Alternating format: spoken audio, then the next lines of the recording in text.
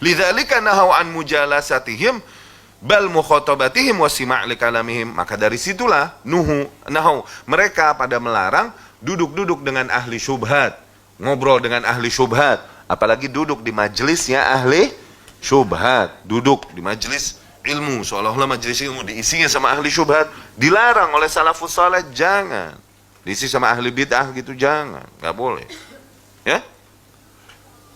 Dikarenakan apa? Ibnu Abbas radhiyallahu anhu berkata, la tujalis ahlal ahwa, jangan kau duduk bersama ahli bid'ah, fa inna mujalasatahum mumridatun lil qulub, sesungguhnya duduk-duduk dengan mereka ini akan membuat hatimu jadi terkena penyakit. Oke? Al-Hasan berkata, yani Al-Hasan Al-Basri rahimahullah berkata, la tujalis sahib bid'ah fa innahu yumrid qalbak, jangan kau duduk bersama ahli bid'ah, sesungguhnya itu akan membuat hatimu jadi sakit nanti, yani terkena bid'ahnya, terkena syubhatnya. Dari Sufyan Ats-Tsauri rahimahullah, ia berkata, man jalasa sahiba bid'ah lam yaslam min ihda thalath, orang yang duduk-duduk dengan ahli bid'ah nih paling tidak lepas dari tiga types, tiga types ini orang yang duduk bersama ahli bid'ah. Imma ayyakuna fitnah li ghairi, bisa jadi dia duduk dengan ahli bid'ah, akhirnya menjadi fitnah bagi yang lain. Tuh dia aja duduk sama sono, berarti nggak apa-apa kita mendengar tuh, karena kita bermanis-manis dengan ahli bid'ah. Orang menunggu sikap kita.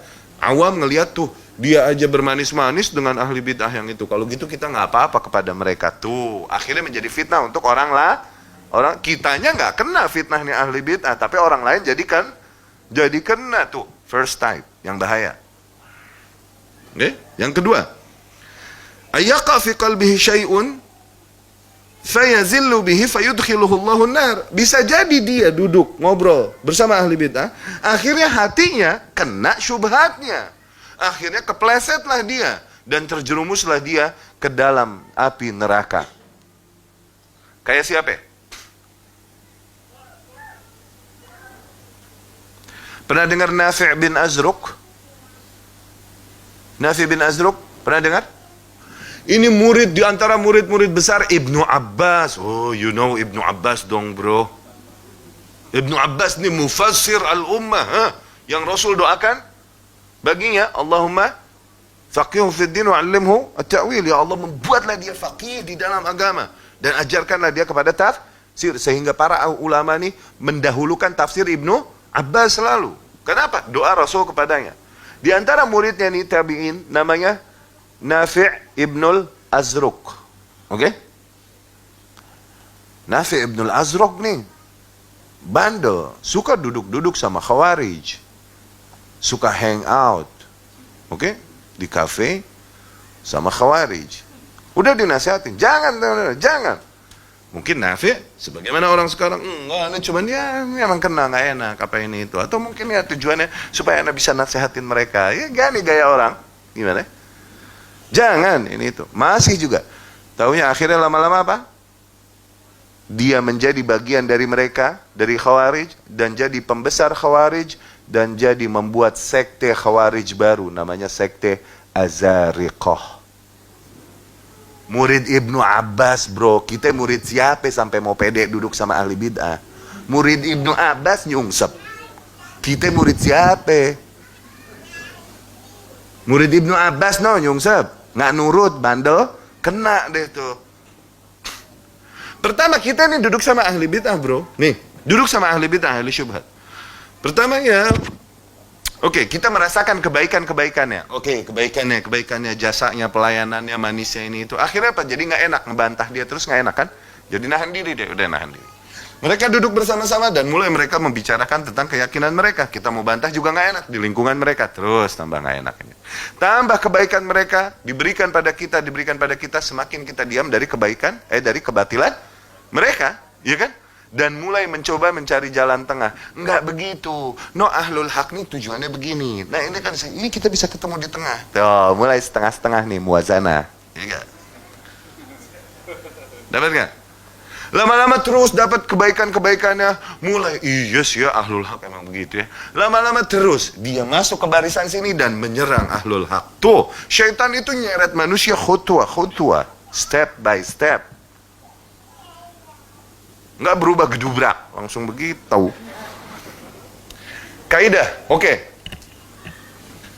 Bukankah ambil ilmu dari siapa? Nah, syubhat lagi ya. Syubhat lagi nih. Nggak boleh begitu, ambil ilmu dari siapa aja. Kita husnuzon aja dulu. Duduk, dengerin. Oke? Yang baik kita ambil, yang buruk kita tinggalin. Ya salam. Iya nggak? Gimana pun mereka ahli ilmu, ya nggak? PhDs kah? Doctors kah? Iya nggak? Syubhat kata. Itu syubhat itu. Menjawabnya gimana? Maka kita jawab, makhluk paling jenius adalah iblis alaihi la'natullah. Ente mau duduk ngambil ilmu dari dia? Makhluk paling berilmu tuh, iblis. Hah? Atau tetap berlindung kepada Allah dari godaannya yang terkutuk? Ayo. Satu. Dua, kita beragama, ini ada kaidah beragama. Jangan beragama dengan kaidah-kaidah moral, kaidah sosial. Jangan kusut. Perkara husnudzon dan lain-lain, ini perkara duniawi, perkara agama. Maka sebaliknya nggak begitu. Inna hadzal ilma dinun, ni agama, ni ilmu ini adalah agama kalian. Lihat dari siapa kalian ambil, jangan sembarangan. Tuh. Fahim? Yang ketiga, ulama memberikan dhawabit. Kalau kebenaran datang kepada kita, akhi, kalau kebenaran datang kepada kita, maka wajib kita menerimanya. Kalaupun ahli batil yang mengatakan, dia mengatakan kebenaran. Wajib nggak kita menerima? Wajib. Kalaupun syaitan lagi yang mengatakan kebenaran, tapi kebenaran benar, wajib nggak kita terima? Wajib. Dalilnya apa? Dalilnya hadis Abu Hurairah waktu jaga harta zakat. Ingat nggak? Iya kan? Syaitan bilang apa? Anda malas jelasin hadis yang panjang lagi. Syaitan bilang apa? Aku tebus diriku dengan sebuah bacaan yang apabila kau baca sebelum tidur, maka kau aman dari golonganku sampai pagi. Yaitu apa? Apa? Ayat kursi. Ditanyakan kepada Rasul Sallallahu Alaihi Wasallam. Rasul bilang, Sadaqoka wa huwa kadzub. Dalam hal itu dia jujur padamu. Benar. Tuh, bahwa baca ayat kursi mengamankan kita dari godaan syaitan sebelum tidur. Benar tuh, benar-benar kalaupun setan yang ngomong. Tapi tetap, wah kadzub, dia pendusta loh, tetap, awas. No. Iya kan? Maknanya kebenaran kalau datang dari setan lagi, kalau emang benar kebenaran, maka kita wajib menerimanya. Tapi bukan maknanya kita duduk kepada ahli bid'ah, ahli syubhat, bukan. Awas. Kalau ahli bid'ah, ahli syubhat bilang 1 tambah 1 2, wajib kita terima, benar kok. Tapi apakah maknanya kita sengaja duduk di majelis ilmu ahli bid'ah? Nggak boleh. Tuh, kita di tengah. Tuh, ahli sunnah di tengah. Oke? Sebagian kaum ghulu, sebagian gelo. Sebagian ghulu bilang, nggak. Kalau ahli bid'ah yang mengatakannya, kalaupun itu hak, maka katakan itu batil. Jangan kita terima. Ghulu, nggak boleh. Hak harus kita terima. Oke? Berlebihan tuh. Sebagian lagi, ini terlalu percaya diri, seolah-olah kuasa hatinya berada di tangannya, nggak di tangan Allah. Sehingga mereka berkata, nggak boleh begitu. Kita husnudzon aja, kita duduk dulu, kita dengar dulu dia ngomong apa. Yang baik kita ambil, yang jelek kita tinggal. Tuh, padahal kuasa hatinya berada di tangan Allah. Gimana kalau Allah takdirkan masuk ke situ syubhat? Seolah-olah kuasa hatinya berada di tangannya nih. Yang golongan kedua nih, apa? Way to self confidence-nya berlebihan. Seolah-olah kuasa hati mereka selamat atau tidak dari syubhat itu adanya di tangan mereka. Ahlus sunnah di mana? Selalu di mana ahlus sunnah? Di tengah, wasat. Oke, kebenaran apabila telah datang dari kepada kita, maka wajib kita menerimanya, siapapun yang mengatakan. Tuh, kaidah tuh. Tapi bukan maknanya kita duduk-duduk sengaja mendengarkan ahli bid'ah. Nggak begitu maknanya, awas. Dapat ya? Itu kaidah itu. Aneh sih kalau jadi ente dulu dapat kaidah gitu, anak catat tuh. Ya.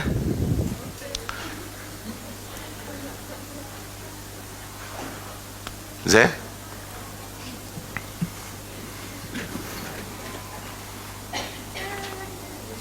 Wa imma yaqul wallahi ma ubali ma takallamu wa inni wasiq bi nafsi faman amina Allah ala dinihi tarfata ainin sallabahu iyah. Ya. Dan type yang ketiga adalah orang yang terlalu pede tadi, yang berkata demi Allah, ane ini nggak dengerin dia mau ngomong apa, demi Allah nggak kena ke hati ane, nggak kena.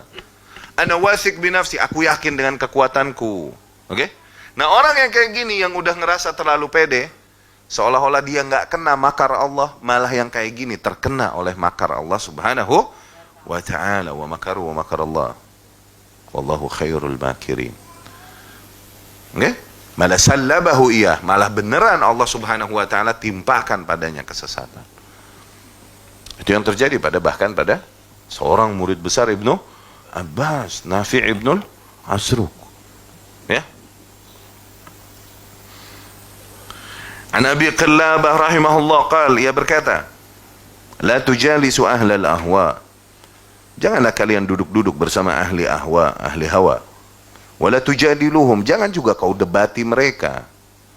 Fa inni la aman ayyughmisukum fi dhalalatihim. Sesungguhnya aku khawatir mereka akan memasukkan kalian, menenggelamkan kalian di dalam kesesatan-kesesatannya. Aw yulbisu alaikum ma kuntum ta'rifun. Atau menipu kalian, memperdaya kalian tentang perkara-perkara yang dulunya sebelumnya kalian ketahui. Oke? Cuman terkena makar mereka, akhirnya terjerumus ke dalam kesesatan mereka. Maka ikhwani rahimakumullah, iyakum, hati-hati dari duduk dengan ahli. Syuf, duduk dengan ahli bid'ah dulu. Ada yang lebih bahaya daripada duduk dengan ahli bid'ah, syuf. Nih, dan ini terkena banyaknya kaum muslimin kena. Apa? Duduk dengan ahli bid'ah ini duduk 1, 2, 3 jam terus kita pergi kan? Iya kan? Ada yang lebih bahaya. Itu aja udah bahaya. Ada yang lebih bahaya. Apa? Satu grup WhatsApp dengan ahli bid'ah. Ente 24 jam dengan ahli bid'ah. Dia selalu menyerukan, dia selalu menampakkan ide-idenya, seruan-seruannya, dalil-dalilnya. Akhirnya datang kepada Ustadz. Ustadz nih teman anda di grup nih, dia suka ngomong begini terus nih, tat ini itu. Yang salah bukan teman ente, yang salah ente. Kenapa di situ? Duduk sama ahli bid'ah beneran 3-4 jam pergi kita, iya gak? Tapi satu grup WhatsApp sama ahli bid'ah 24/7 bro. Anytime dia bisa lontarkan syubhatnya, anytime kau bisa membacanya. Keluar dari grup-grup syaitani itu. Ya nggak ada ahli bid'ah sih, cuman semuanya awam penuntut ilmu. Cuman orang-orang yang udah yakin dengan keyakinan, akhirnya apa? Seringkali membawakan ide-idenya, menampakkan di grup apa namanya? Apa kalau ngirim ke grup apa namanya? Share-share di grup, syubhat-syubhatnya dan lain-lain tuh. Iya kan share ya? Sorry, aneh nggak kena begitu, jadi nggak paham. Nggak tahu anak. Anak anti medsos, no Instagram, no Facebook, no dunia maya, itu sepupunya dunia gaib.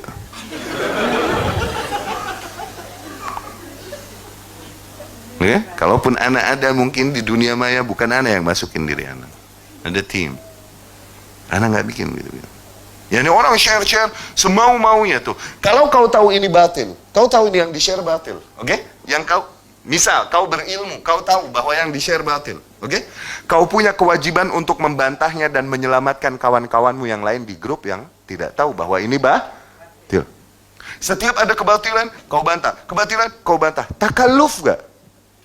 Memberatkan diri akhirnya kan? Ngapain? Suruh siapa masuk situ? Diam, udah nggak, capek. Akhirnya nggak ngomong. Kau mendiamkan kesesatan beredar, sementara kau berada di situ. Harusnya kau bisa membantahnya. Tuh. Dosa juga diam, sama. Keluar, jangan hapus, sign out. Sign out ya. Leave group. Iya dah, itu dah. Apaan kayak? Tinggalin tuh grup. Atau grup yang diatur bener-bener, nggak boleh ada yang posting anything. Tuh. Gitu. Nggak boleh ada yang posting. Ini kita cuma teamwork, tim kerja. Tim kerja yang cuman kita buat grup ini untuk bekerja kerjaan kita. Nggak usah posting anything ini. Tuh, bikin aturan begitu. Kalau nggak bisa diatur begitu, keluar. Itu termasuk bentuk duduk dengan ahli bid'ah konkret di masa ini.